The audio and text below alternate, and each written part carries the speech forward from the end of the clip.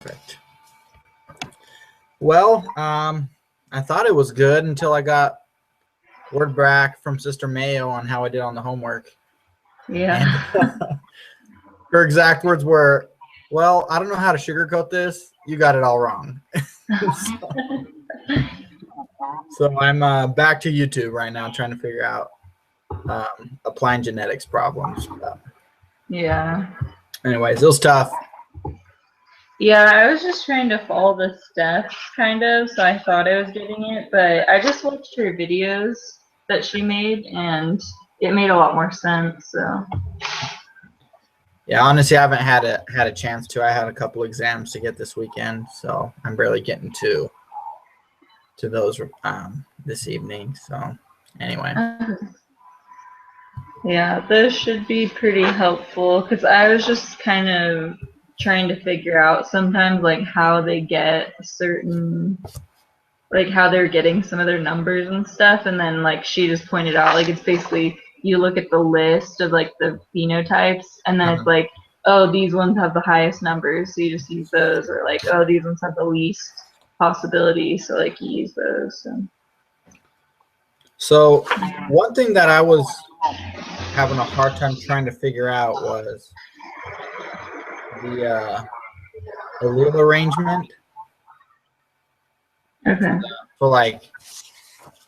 For any of them, really, they're all the same questions.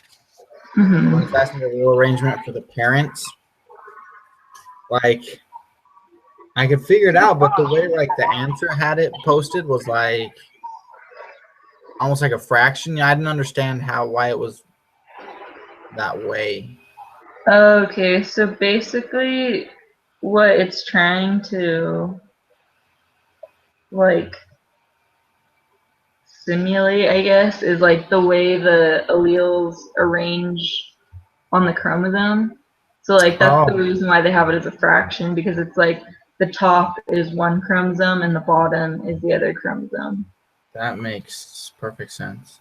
Yeah, so you just put it on top of each other, and then it's just like the whole idea, like this whole lesson is about like crossing over. So like you have them on top of each other, and sometimes they switch places, or you're trying to figure out like the order that they are aligned on the chromosome. So yeah, that's kind of why it's like that. And so when it's asking like the gene order, are you just looking at that same list to figure out the order? Or how is it that the order is figured out? Okay, so because the first part is asking like the arrangement, right? Yeah.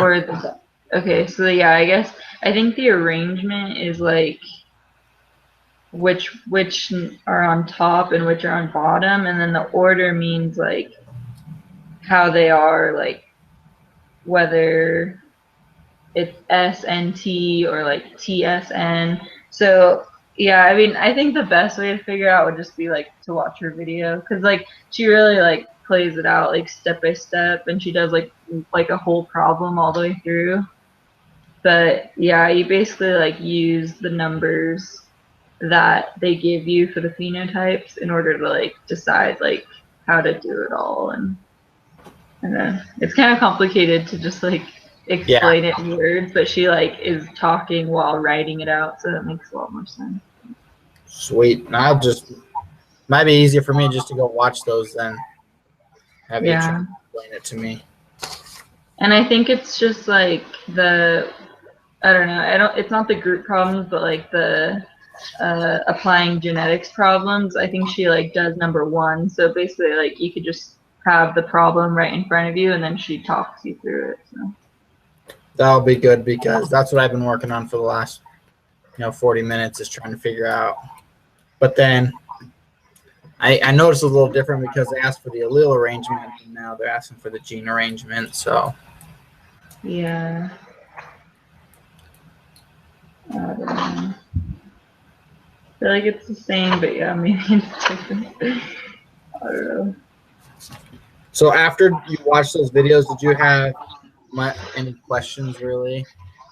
Was it pretty straightforward afterwards?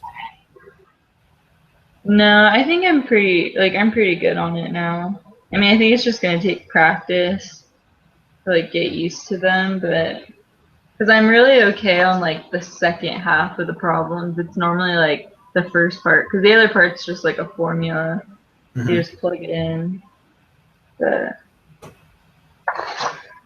yeah, I think I'm good on everything else. Okay. Well, then that's the best way. Then I'll just go ahead and watch those videos and call it good. All right, sounds good. So that's all there is to it. I don't know much what else there is to talk about because all these problems are the same. It's the same problem 4 or 5 different times. So, Yeah, so that's probably the best thing. all right. Well, hopefully we get credit for this, but I mean, I have nothing else I can do. Yeah. Sorry, I can't really contribute much. I was really having a hard time. One of the other students is in our same class, is in my um, biochem class, and he Hmm. tried explaining it to me, but we didn't have a lot of time, and I think it maybe have confused me more. But anyway, Yeah, just watch the video and hopefully that helps. And then I think maybe redoing the problems for the other ones by using that example. That's what I did, so I think I have it a little bit better now. But, all right. Well, then okay. I'll go ahead and do that. Okay. Talk to you next week. All right. Thanks, Victoria. You're welcome. Bye.